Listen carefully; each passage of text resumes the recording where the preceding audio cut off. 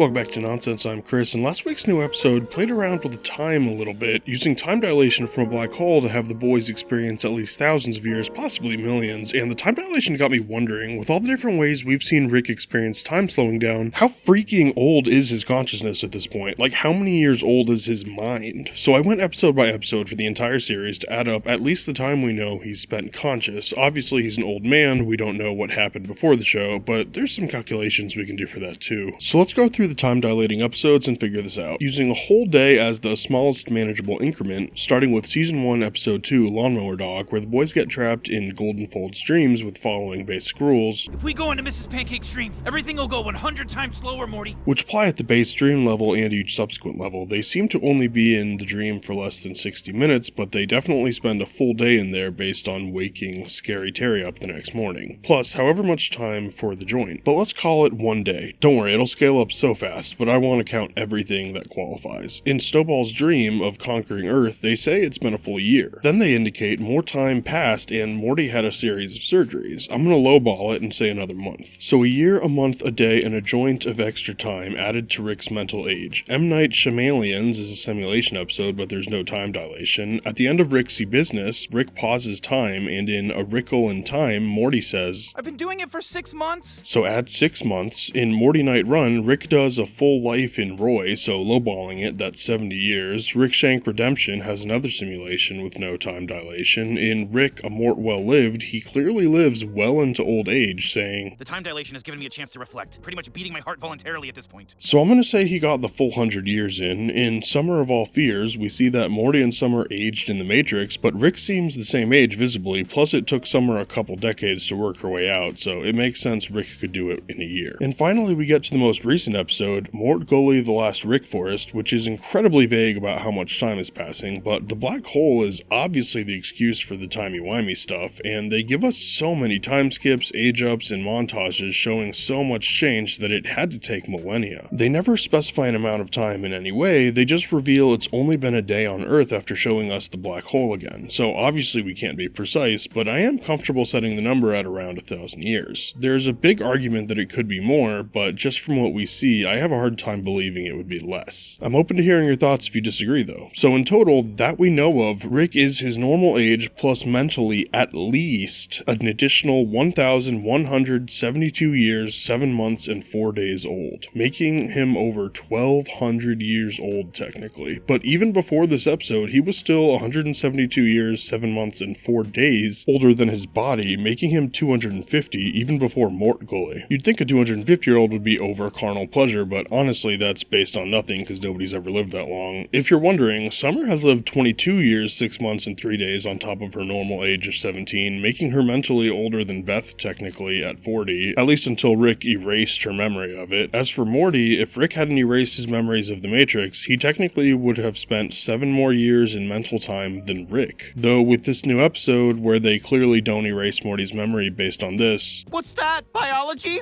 I think I know a thing or two about that.